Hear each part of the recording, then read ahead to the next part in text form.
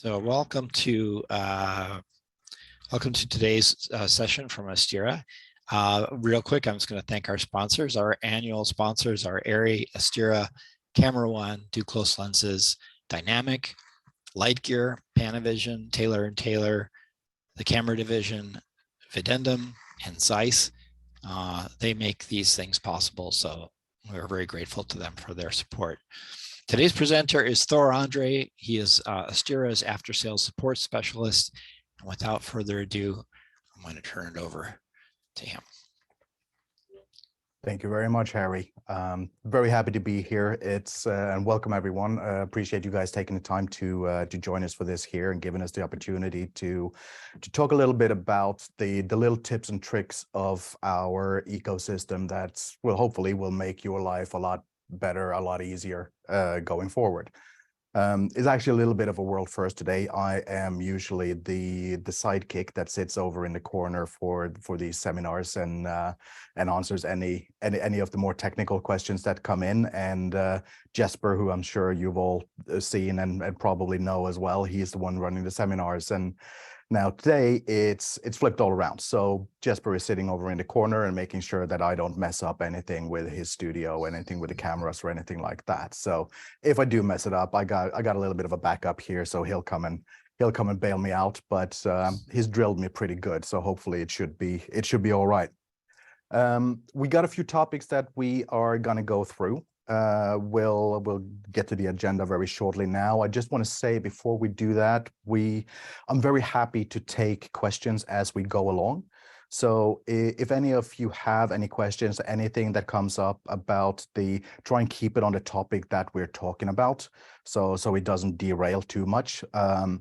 But then if you have any questions, you can write them in the chat and Harry will then jump in at an appropriate time and read out the question for me, or unmute yourself and ask the questions, and then we'll take them then and there.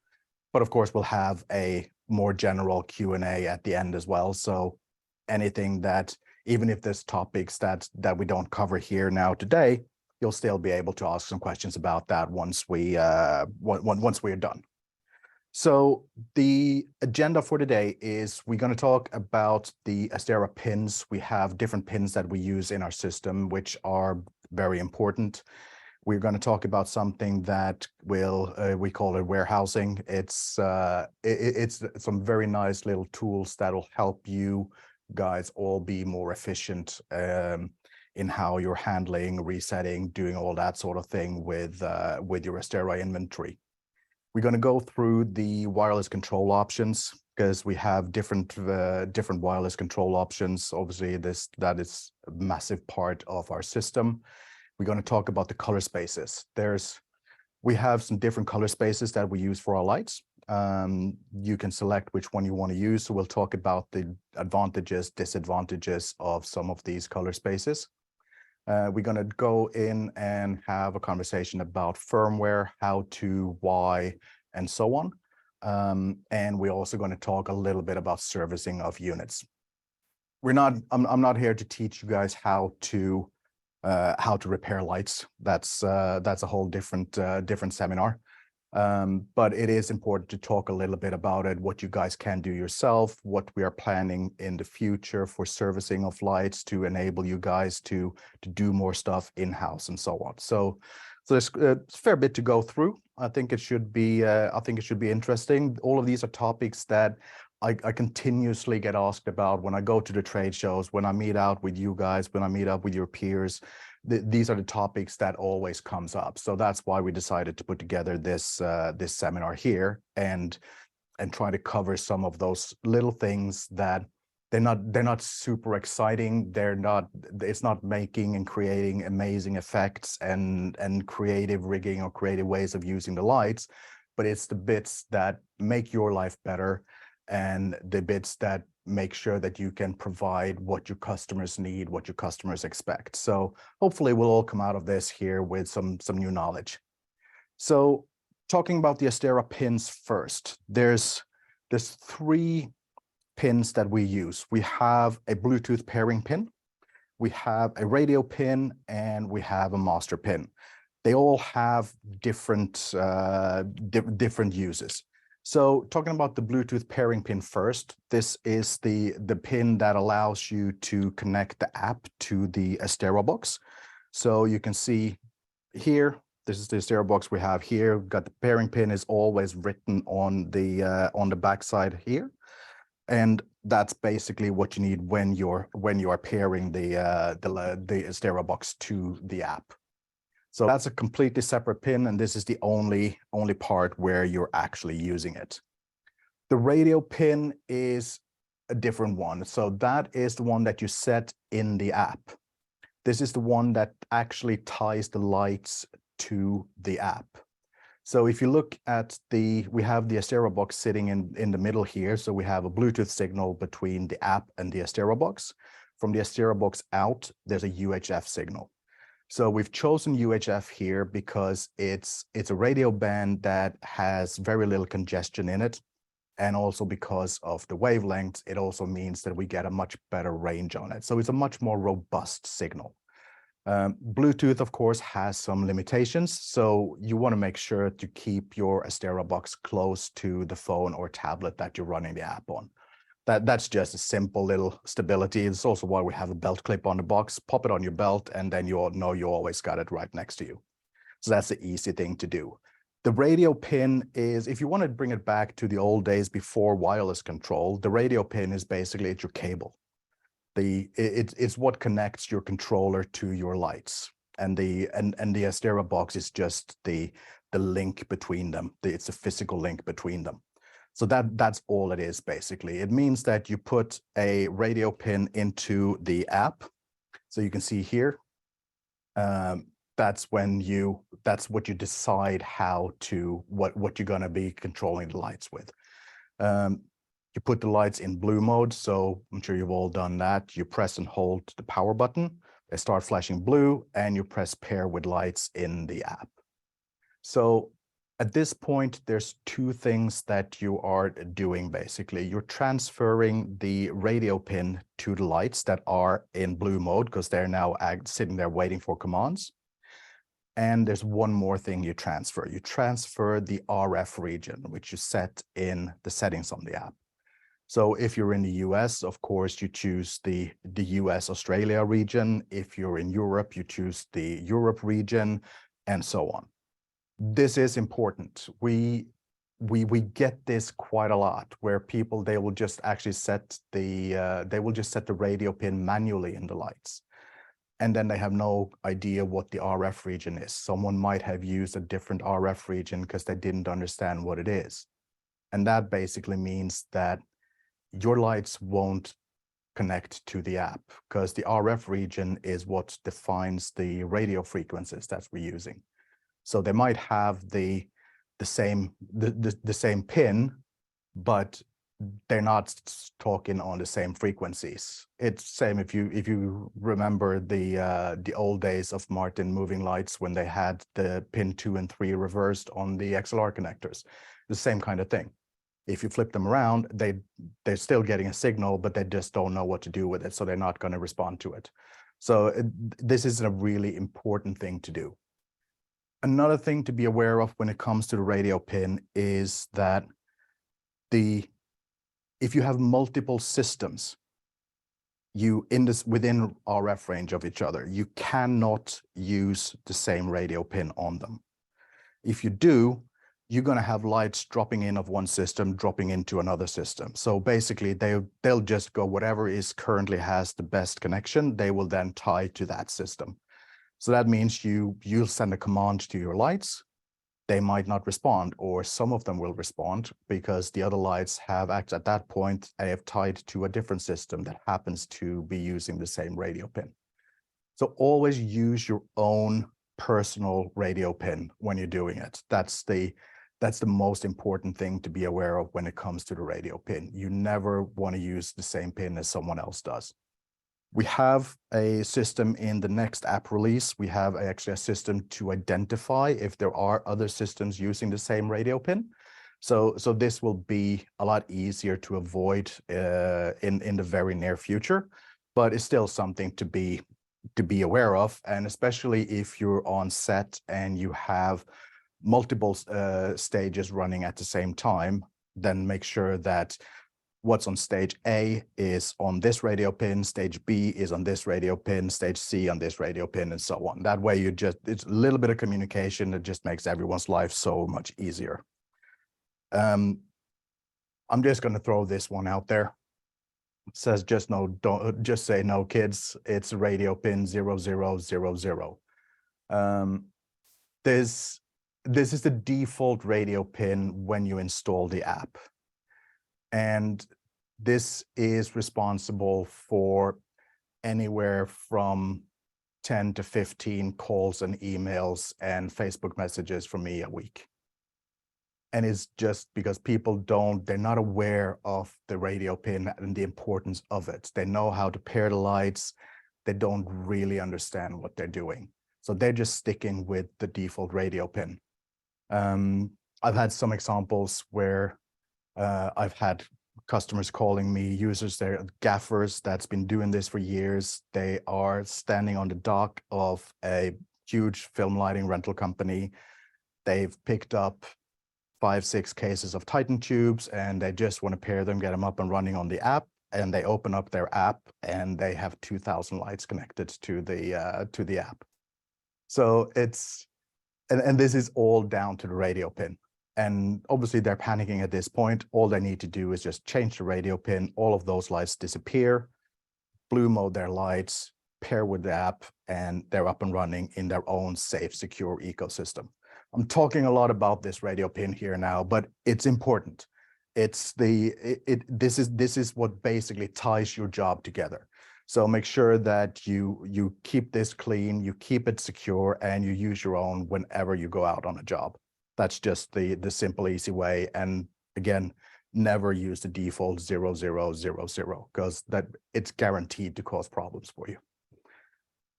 The last pin is the master pin. So all of our lights have a master pin. They come with a default master pin from the factory, obviously, because you got to start at some point. It can be used for a couple of different things. You can use it to do a full-on master reset on all the lights from directly from the app. To the point you can do a full master reset on hundreds of lights in just a matter of minutes instead of going light to light to light to do a reset on them. You can also use it to lock the name of the fixture into the lights. And you can use it to deactivate the theft alarm.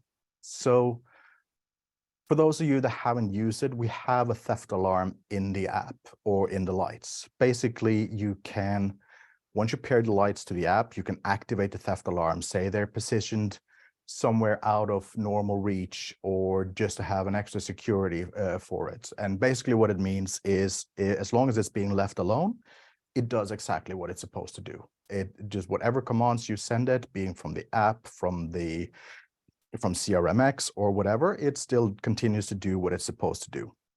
At the moment someone picks it up, it starts flashing and beeping. So it's a little bit just sort of like, hey, don't steal me, put me back down again. It's like, obviously it's not going to stop anyone from stealing it, but it will make people go, oh, I should probably not touch this. And this is something that we're seeing. People will they will set the theft alarm and then send lights back to the rental company and not turn it off. And if they then use their own custom radio pin, you're not going to be able to turn it off either because you can't get it to show up in the app. You can't pair it to a new app at that point. But using the master pin, you can still do a full master reset and reset it. The master pin should be your own company-wide master pin, and you should set this on all the lights when you get them.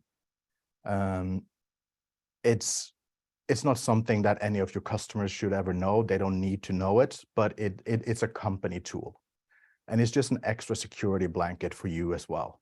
You can also use it, like I said, to lock the name of the fixture. So you can put your company name in, you can put your asset numbers in there. So even if an asset label gets ripped off the lights, you can still just go and look in the light and see what the asset number is for that, print a new asset label and stick it back on. So just tiny little things that makes it a lot easier to deal with and manage things. The warehousing side of it, I mentioned that a little bit earlier. This again goes back to the master pin. I had a conversation at NAB last year with the operations manager for a very large rental company, and he was quite upset when he come to see me at the stand, and he was upset because they owned a lot of our lights, which he was happy with because they were making money off them. But he had 3 people full time just prepping and resetting and charging lights. And that's not efficient for anyone. So we have some videos on our YouTube channel, which I'll recommend you go and have a look at that, Astera Official, when we're done here or when you have a few minutes spare. And it takes you through a few things. It takes you through setting the master pin. It takes you through how to do the master reset. And it just allows you to really limit the amount of labor that you have to put into your inventory. Like I said, this gentleman that I was talking to at NAB, he had 3 guys full-time just prepping lights. I took him through all of this. He came back, he saw me again at Cinegear later in the year. And I was just, so how's it going on? Did you implement it? Did it work out? And he went, you know what? I'm down to 1 person part-time now, just prepping your lights. And we bought more lights since.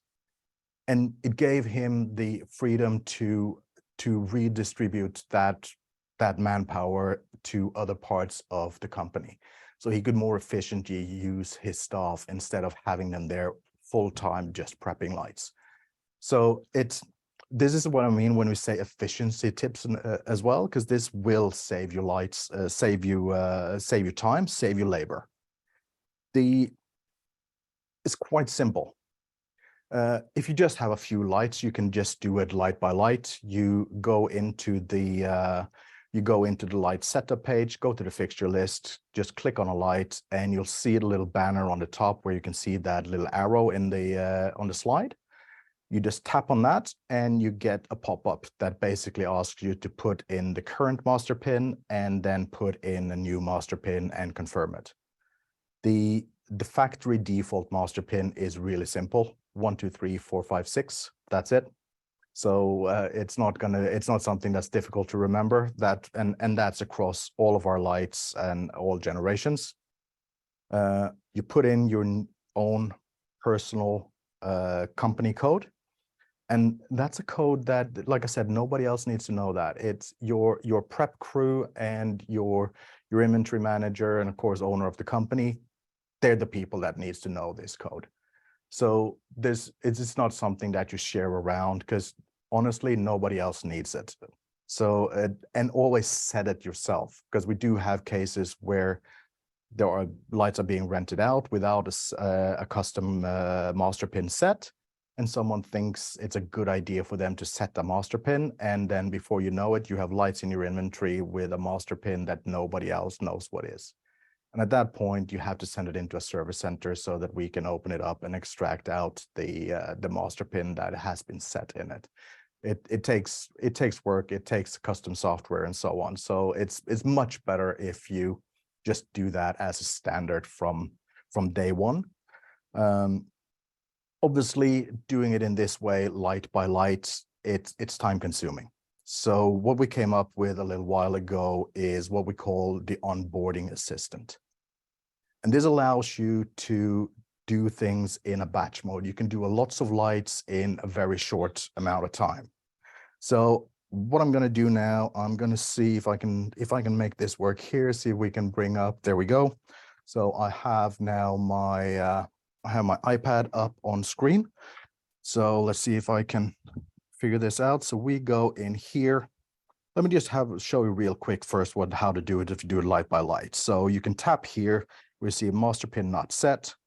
Then I can type in the current master pin, new master pin, confirm it, and press OK. And that will then set a new master pin in the light. At that point, you can then also set a fixture number. You can lock the fixture number.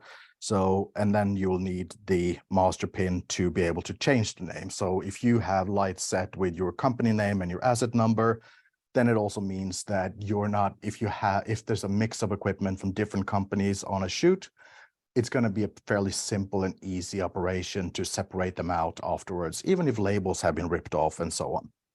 Now, going back to the onboarding assistant. So you come in here, you scroll down to advanced actions, and you have an option here that says onboard lights. So you open that, you go in here, you have your old master pin, 1, 2, 3, 4, 5, 6. We'll put in a new one. We're really creative today. So 6, 5, 4, 3, 2, 1. And we confirm that again. And we can set a name. I'm just going to call this Helios because that is what the tube I have here is. And then you see we have an option here. It says scan barcode. You don't have to. You can just name it and keep doing it like that. But I want to scan the barcode that I have on this light, so I turn that on. I can also then choose it to be a prefix or suffix to the name that I have put in. So I want to have it as a suffix, and then I press send. Now, what this does is it actually opens up the camera on my iPad, and you'll see now I go over here, I scan the barcode, and it then puts the asset number from the barcode in on the after the Helios name. Now you can see here it says accept config on the light. I press enter, and there we go. And I'm done. So obviously this was just one light. It's a little bit time consuming just for doing one light, but I could just go scan this light, enter, scan the next light, enter, scan the next light, enter. So when you have a big inventory you want to do this with, then it completely changes the dynamic on everything here that you do here. So now you can see I go back here. It has Helios 154 as the name of the light. And I open that up and you'll see it's locked. So I can't change this now without knowing what the master pin is. So you can ensure that nobody is able to actually rename your lights or anything like that, as long as you have made sure to lock the lock the name in and set the proper master pin. So this is the quick, easy way of doing it when you got lots of lights.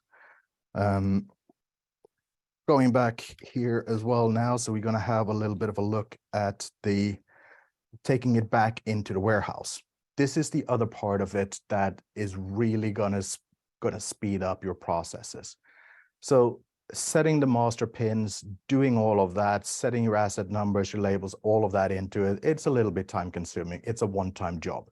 So you do it on your inventory now, then every time you buy more lights, which of course we hope is often, then you just do it for those new lights and it's done. And you don't need to think about it again. So where it comes in handy, that's now when this light has been out on a job and you get it back. You want to make sure, obviously, when you send lights out, that they are factory reset, they're in a set configuration, and so on. So getting it back here, now I have a light here that is, let me just pop on my iPad again so that you can see what I'm doing. So I have light here, it's paired to the app. I go up here, I see the radio pin. Obviously, this is a typical example what it would come back from a job with, someone else's radio pin. And now you can go and blue mode them to pair them to your app, do all of that, or you can just use the master pin. So I'm just going to change my radio pin here now. There we go. So now I have a completely new master pin. You can see here in my list of connected lights, I now no longer have my lights connected here. So this is coming back from a rental. I would take just my little ARC1 infrared remote control. Just open up the cases, just point and shoot at the cases, turn everything on. And then I go into my app. Again, I go to advanced actions and master reset lights. Now you see here it asks me for the master pin. So again, I'm not paired to this light here because I've changed the radio pin.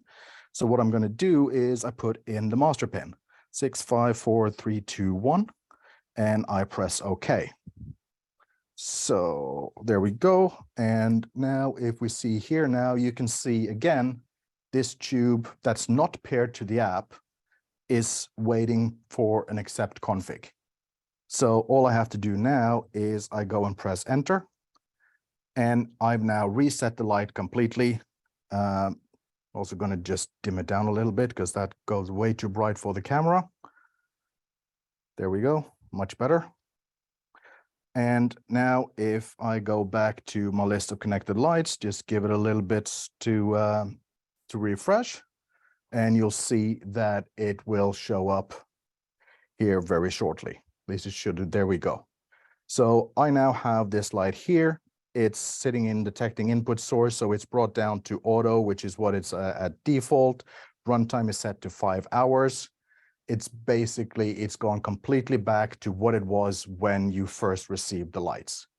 All you need to do now, charge them up to full, put them on the shelf, and they're ready to go back out on the next job. So this is how you can really save time in your warehouse. You don't, like I said, you don't need to worry about pairing the lights to reset them or do light by light to reset them, anything like that. You literally just run the master pin and that's it. If you put the lights on charge first, you don't even need to turn them on to be able to do this, because as soon as they are put on charge, they will actually be in a semi-awake state. So at that point, they will respond to the master pin as well. And you can just use the little infrared remote again. So this one here, for those of you that haven't seen this, it's a few dollars. Get one, stick one in each case, even if you only ever use it to turn the lights on and off. It's infrared, so it's just a scattergun. It's just a really, really handy little tool. I travel with one for every trade show I go to, anything like that. It's just super, super useful. And that's basically the simple way of taking it all back into the warehouse, getting it all ready for you. So that's something I would recommend for all of you. If you haven't already implemented it, do so, because you're going to save so much labor in your warehouse. Go and check out our YouTube channel, Astera Official. There's some really good videos there. They're not long. I think there's a couple of 5-minute videos and then there's a 1.5-minute video showing Jesper literally doing a full-on reset and everything on, I think it was 48 lights, and that's a 1.5 minute, including the explanation of how to do it. So you can really save a lot of time on all your stuff by doing this. Moving on from that, just want to remind you guys, obviously, if there are any questions, anything at all that pops up during this, just feel free to unmute yourself and ask away or put them in the chat. Do we have any questions so far, Harry? No?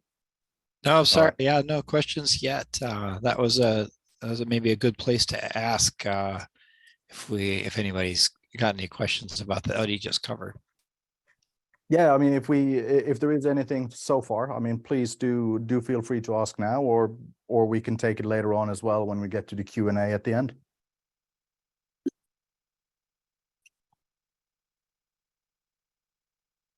Seems like it's clear as ink for so far, so we'll just continue on.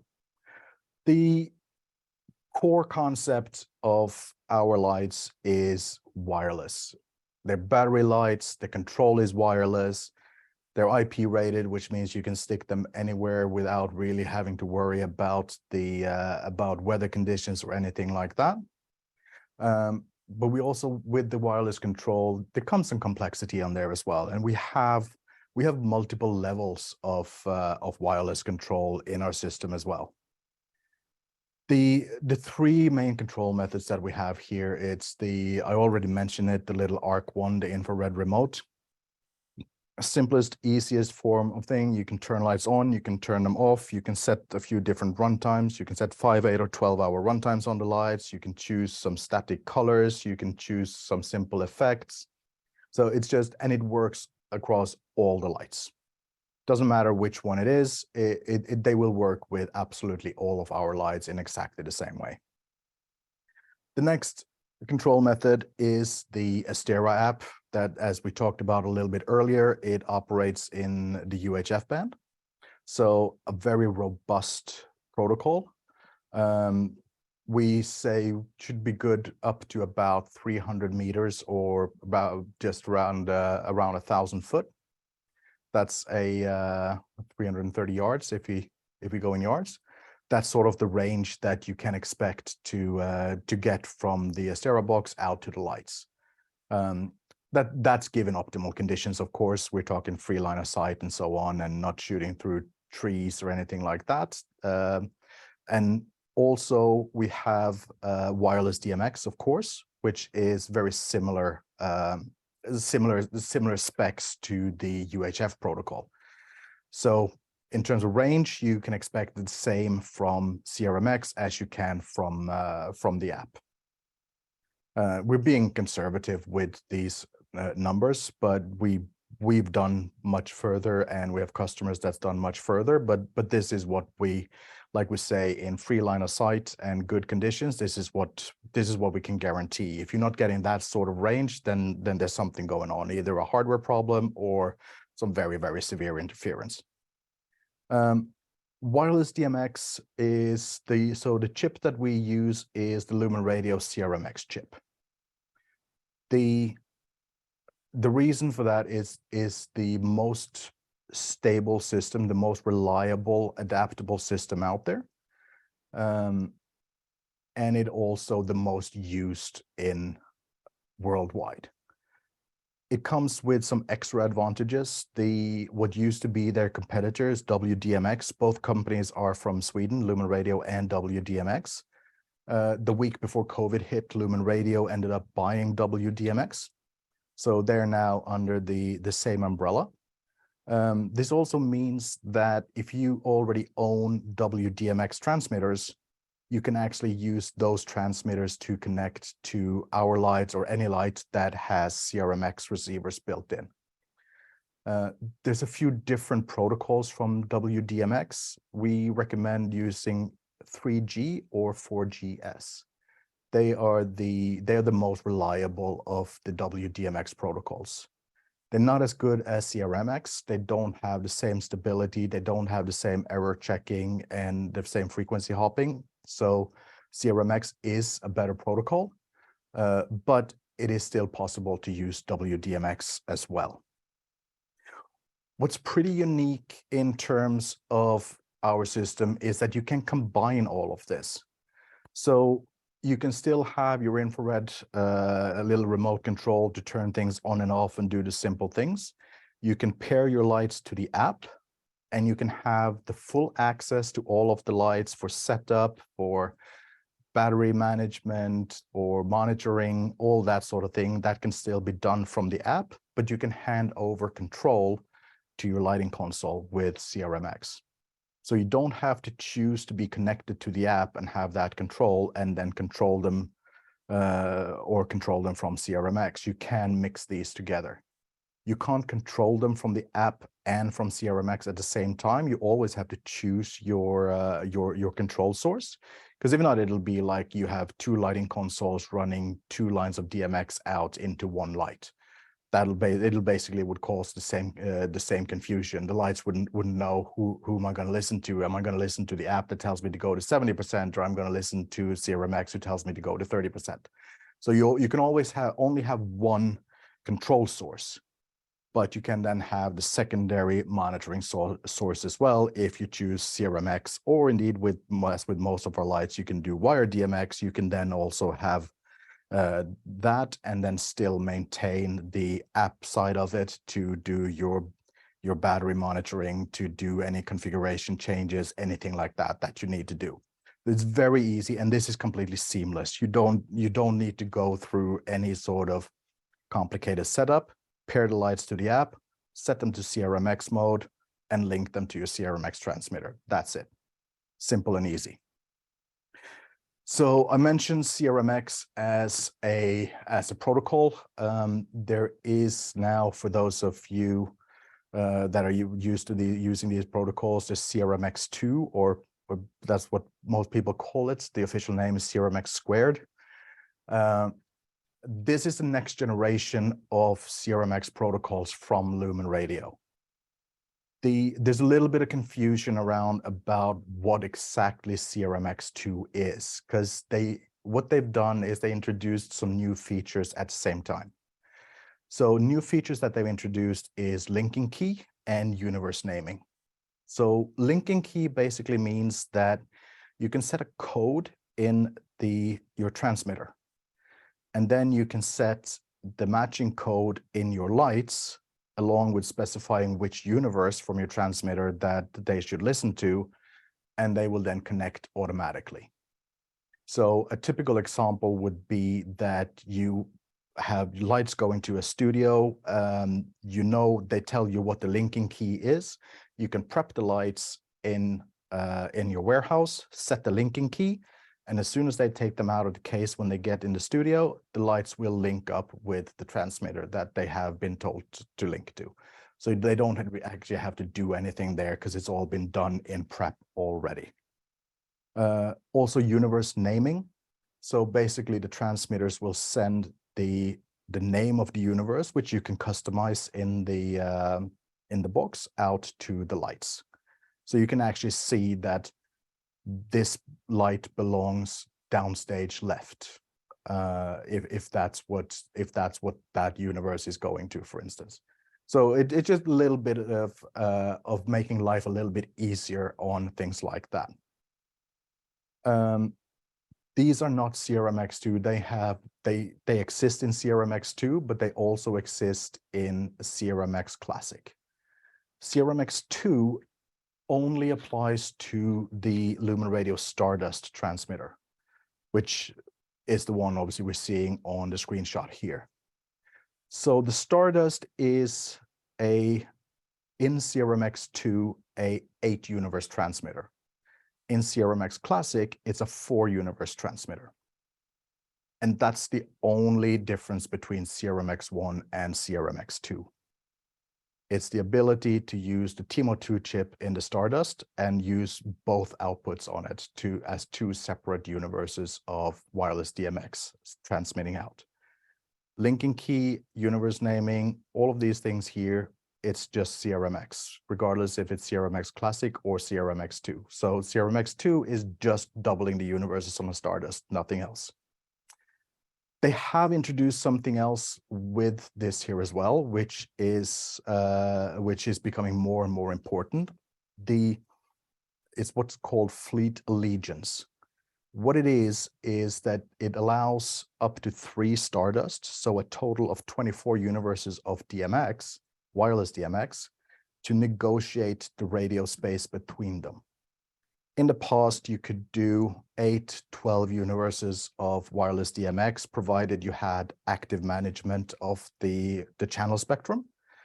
With Stardust, all you need to do is turn them on, and they will find each other and they will negotiate that radio space between themselves. So you don't need any external software. You don't need to do any special setup or anything like that. Turn them on and off you go. I'm talking a lot about a sort of like someone else's product here now, but we're very ingrained in that, considering that all of our lights have CRMX receivers built in. So this is an important part of our lights and how they're being used. And as you guys will know as well, CRMX is the most used protocol, wireless DMX protocol out there. You look at Rat Pack, you look at Exelux, you look at any of these other manufacturers, they all use CRMX. They get their chips from Lumen Radio, and they're all compatible with each other. So it's important to be aware of this here, because we see the jobs going up and up in size. It's I mean, a couple of years ago, I was on set in Australia, and they were running 120 universes of DMX. Only 12 wireless, but still 120 universes of DMX. That's more than most major touring shows. So it is something that is important to be aware of. The next thing I want to talk about is color spaces. Just got to get a little bit of water here. If I could interject real quick, Thor, we Yes. did have a question going back Yep. to master codes. Yep. We had a question: is it possible to implement a master code but still allow clients to name the lights how they please? Yes, you can, and it is already implemented. Let me show you just real quick here. If we go on to the back on the iPad, so I still have my light on here now. So what I can do is I can tap on the name, and that opens up this view here. So it says fixture number. So you can use this. Obviously, we introduced fixture numbers a while back, where you can sort of like the standard lighting console configuration. You have all your Titan tube starts at 100, so 101, 102, 103, and so on. Your Helios tube starts at 200 or 500, depending on how many Titans you have, and so on. But in that field, you can also put a name. So I can put in Astera here. I don't have to put a fixture number, but I can also do a number in there. So now you'll see at the top of the screen here, the what used to be Helios 154, which is your name, that has now been changed to Astera 101. And if you look here now, you will see that that is also, I don't know if you can see that here, but that's also scrolling through the display on the light. So you can still set your own name for the specific job without without deleting the master name, if you want to call it that, from the equipment owner. So now what you need to do once you get it back into the warehouse, you do a reset, and it will go back to, there we go, refresh it, and it's back to Helios 154, which is now what it is, which is the name that we set originally from the from when we did the onboard lights before. So yes, absolutely possible to do that. Was that clear, or is there any follow-up to that, or?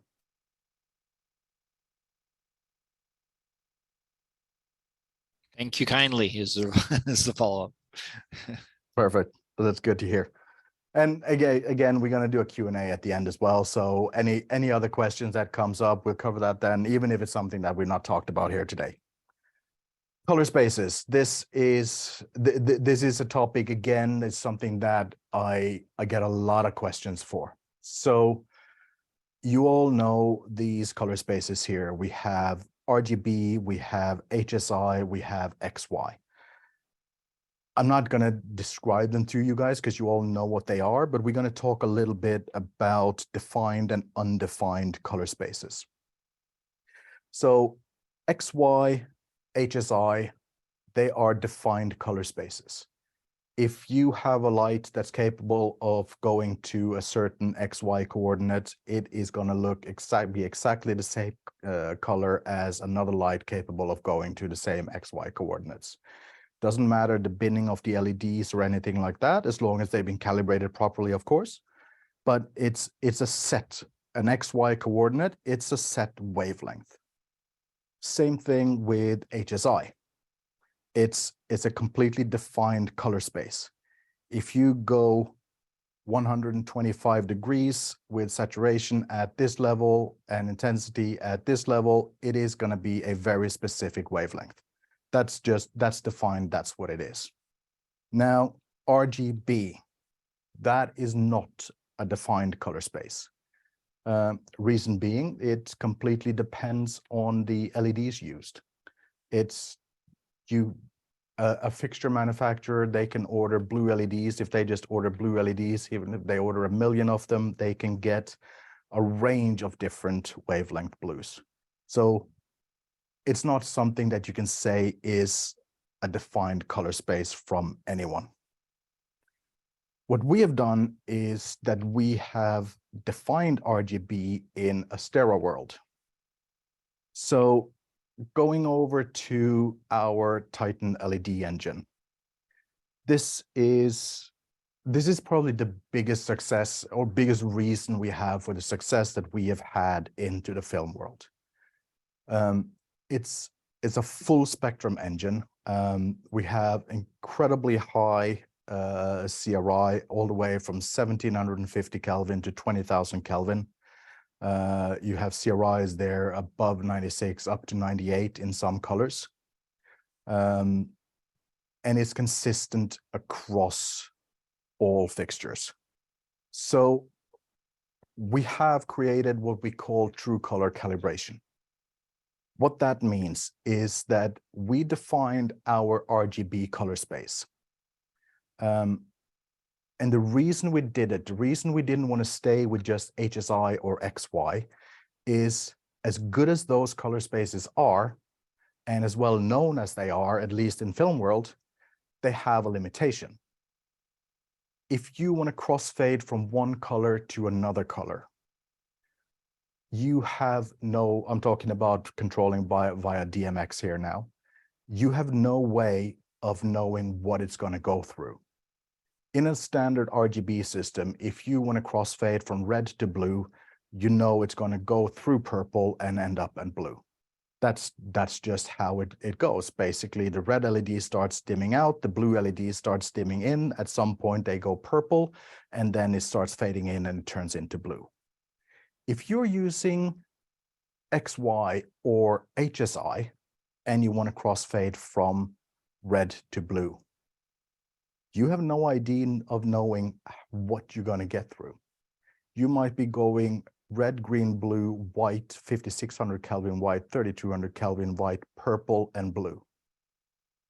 And this is just because of how the color spaces are defined, and there's nothing that you can do about that when it comes to DMX. And we all know how everything is basically moving on DMX, ArtNet, SACN in the film world as well. So we wanted to compromise there because we wanted to be able to have the clear defined color spaces, but at the same time, we also wanted to continue to give you and your customers the ability to actually do that normal crossfade. So what we've done is we created our RGB, our Astera RGB color space.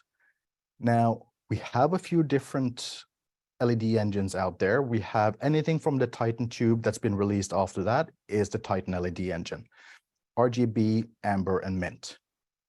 We choose those and we use phosphor-coated LEDs as well for the red, the amber, and the mint.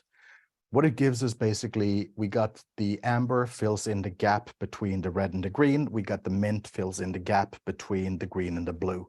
So that gives us that very smooth, even curve across the entire spectrum that we need.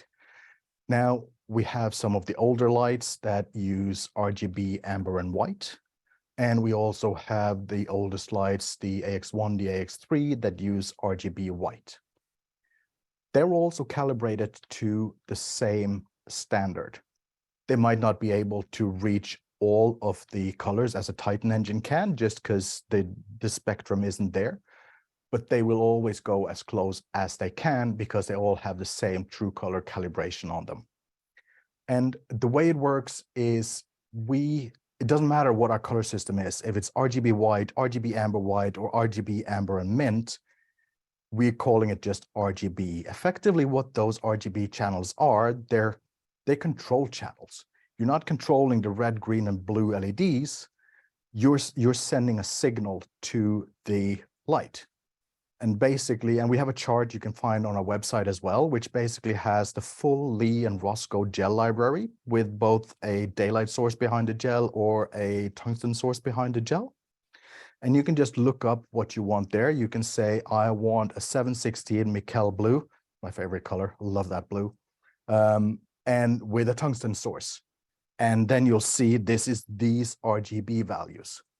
And you just pop those RGB values into your console, and that is what you will get. And then you can say, oh, I wonder what that would look like with a daylight source. And you just go and look at the same 716 Mikkel blue with a daylight source, and you just change the RGB values, and it will then give you exactly what that is. So, and that's going to be consistent across all of our fixtures. Now, we have this available as a spreadsheet, which means it's also easy for anyone to import that data directly into fixture personalities. So you can create a fixture personality for any of our lights that has full Lee and Roscoe libraries built in as presets already to begin with. So that it makes it easy to then call up the colors as and when needed. Or you can sit down and just dial in the colors that you know you're going to need and a few extra, because someone's always going to change their mind. But it just means that you are consistent. The way we achieve this is at the factory, we will actually, every single light is individually calibrated. So we have a huge room full of integration spheres with spectrometers, and every light goes into the integration spheres, gets measured out and calibrated to our true color calibration standard. And what it does is it ensures that you buy lights today, you buy more lights in 6 months, 12 months, 18 months, they're going to look the same. There's not going to be any difference in colors on that. They're going to be exactly the same. You come back in 5 years and you need a new LED board for a Titan tube, the colors are going to match the inventory that you have. There's still going to be, of course, with LEDs, same as with HMIs and so on, there's going to be some degradation of the LEDs over time. None of our LEDs are run to the max, so it is actually possible to recalibrate. It's not something that you guys can do, but it's something that can be done by the local distributors. So that is possible as well. But realistically, if you're looking at 5 to 10 years, sort of like before it actually becomes an issue, there's probably going to be something new. No, we don't have a new tube in the making, but that's just reality. It's very rare that it's necessary to do anything. We had a question how they can access the gel list. So to access the gel list, you can go to our website and just select any of the lights, and then you can and go to the support section. And there you'll find a bunch of documents for all of the different lights, and you'll find the name there. And you can also go in the app and you scroll down to where it says user manuals, and it's actually in the app as well. And it has in addition to all the Lee and Roscoe gels, then you also have a selection there for all the whites from 1750 to 20,000 Kelvin in 50 Kelvin increments. So you can very easily build your own presets directly from that, and that they will then apply to any Astera lights that you use, basically.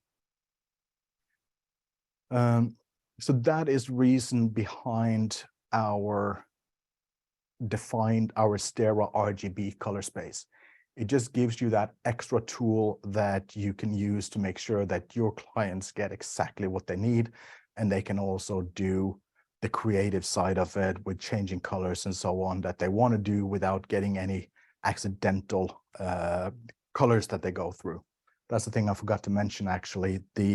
With the RGB, with the way we've done these 3 control channels, the levels that it takes to create a color is very similar, or at least in the neighborhood of what you would expect to mix on an RGB system. So if you want yellow, that's going to be red at a high level and green at a high level, all depending on which shade of yellow that you want. But that's what it's going to be. If you want a cyan, it's going to be green and blue. That is going to be the primary channels that are up. So it's always going to be in the sort of space that you would expect to mix to get to the colors, even if it is just control channels or command channels that you're sending commands to the lights with. So that is a little bit on the color spaces there. And unless there's any questions, we'll move on to the next topic. So the next thing that I want to talk about is firmware. It can be a very big topic depending on what's going on, depending on new features and so on. It can also be a very simple topic. The main important thing here is keep your lights up to date. That's the number one. The worst thing I know is I get someone calling in, they have a problem and I'm trying to troubleshoot it, and it doesn't make any sense because I knew this was a problem 3 years ago, but it's been fixed. So why is this happening again now?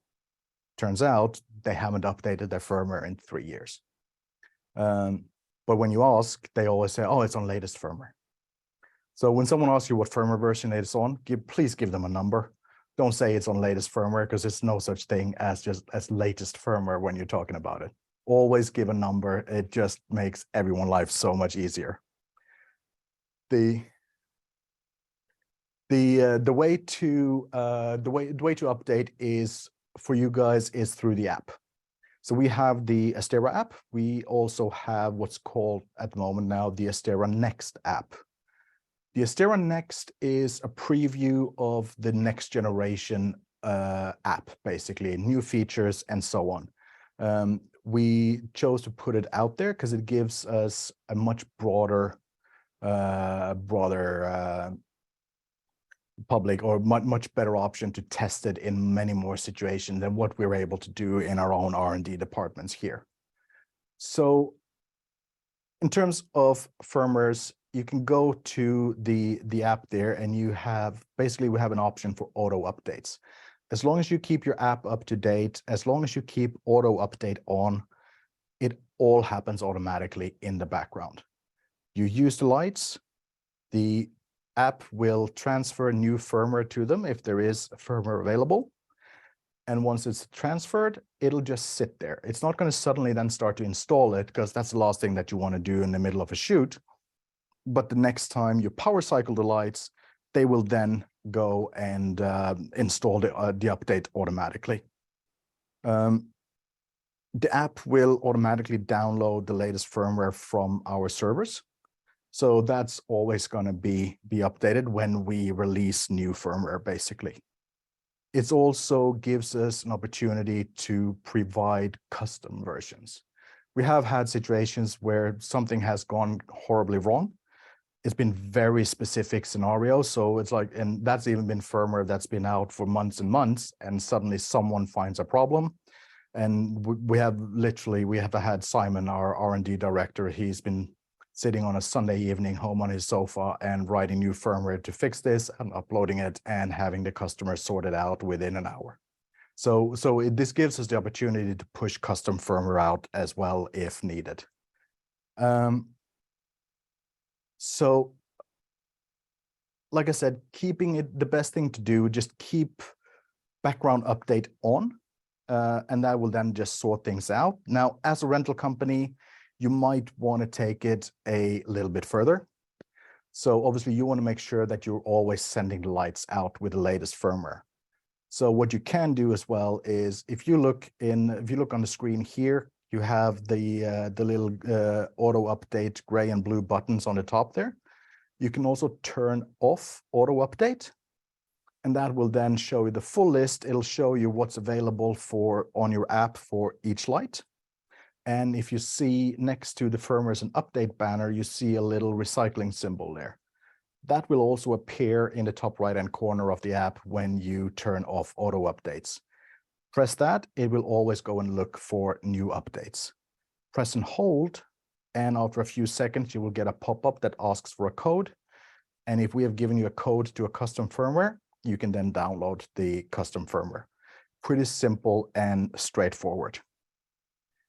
This also gives you the option, if you go on a set, you don't have a chance to actually update before you go on set, or you might be shooting out in the woods or somewhere where there's no internet available. You can then always, just sitting back in your hotel, you can download the latest firmware and then upload it to the lights once you then get on set or you get your lights. So you don't have to be connected to the internet to be able to do it. The last topic here, we're getting close. We're running a little bit late. Sorry about that. I can get a bit wordy when I get started. Servicing of units. Most of you will know that it's very limited what you guys can actually do. There are reasons for it. The one is the lights are IP rated. If it's not being put together in exactly the right way, you can compromise the IP rating. And for some of the lights, they will still go together just fine and everything will look fine, but they won't be IP rated because things have been maybe turned around by 180 degrees or so on. So there is limitations of what we can do there. The other limitation is the fact we do use lithium-ion batteries. Lithium-ion batteries, if short-circuited or pierced, are very volatile. So we have to be mindful. We are currently working on making more parts available, so at least so you can order the simple things, your end caps or things like that, just sort of like the general maintenance kind of things. We are working on now for this year a program that we will be rolling out where your service technicians will be able to take a service course. In the US, there's already some that has started. ICD, our distributor there, they have already done some service training with some clients. And this is something that we will be formalizing more now later in the year. So, and that will give you guys as rental houses just the opportunity that you can actually service things yourself. If you have a light that needs a new control board, but it's got to go out on a job in half an hour, you can fix it. You don't have to send it away to get it done. And that will also come with access to service documentation, with access to our analysis software and so on, to make it a lot easier for you guys to do what you want to do, what you need to do, basically. That's great. Like I said, I'm not gonna teach you guys to fix the lights now, but I wanted to give you a little bit of a look into what we're working on, because we know it's important. It's been a long time coming, but we just want to make sure that we do it right, because we want to make sure that your lights are still, we have the system in place to give you guys the tools and the knowledge to do it correctly, basically. So that's Thor, what we're going on there. Yes. Sorry, Thor, we have a question. If the Astera Next is in beta, should we avoid loading it on rental tablets? So I get this question a lot. It's not beta. The only reason that it's not been released yet, if I call it release, it's Astera Next and the Astera app. At some point, Astera Next will become the Astera app. The only reason it hasn't become that yet is we're still adding things to it. So the version that is out there, which is at the moment 12.07 build 434, something like that, very stable. There's tens of thousands of users all around the world that is using it on a daily basis. So I wouldn't be concerned about using it at all. It also comes with the latest 5.12.96 firmware bundled in, which has the CRMX2 updates for the CRMX chips in all the lights. That's great. So yeah, I would recommend at least put it on the rental tablets. Leave both the apps on there, and that way it's up to the users to decide themselves which version they want to use. Got it. So Cool. are there any final questions? Anyone want to pop something in the chat and we can get some final Q&A? Perfect timing, because that was my next slide. we're going over a little bit, and we're losing some Yeah, people. no, I'm sorry about No, that. it's quite all right. This is all great information. I'm sure everybody appreciates it, and this will be available to those who had to leave. So any questions, anybody? All right. Well, Thor, I don't see any questions coming up. Yep.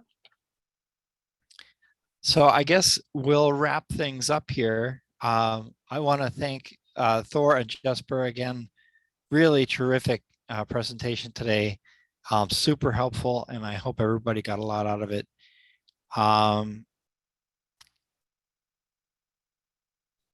Okay, so here's a question. We do have a question. I have a charging issue where I get an idle weight on the display. Is that a firmware issue? Yes and no, and let me explain why. It's in general, it's not a firmware issue. It's idle weight is just a notification. It's a notification from the light to you that it's not ready to charge at this point. That could be that it's been running at full. So, and when it has been running at full, it will take 15 to 20 minutes before it will allow to charge. Because we use battery switches internally in the lights, so it basically switches on and off. And if it just went into charge immediately, if then you turn it on at full while it was connected to power, it will then disconnect the power source and go into battery mode, and then you dim it down again, it would then go back into charging the battery, and it'd be flip-flopping, and that could damage the light. So it's a notification to just hang around for a bit, and 15 to 20 minutes from now, I will start charging. It can be persistent.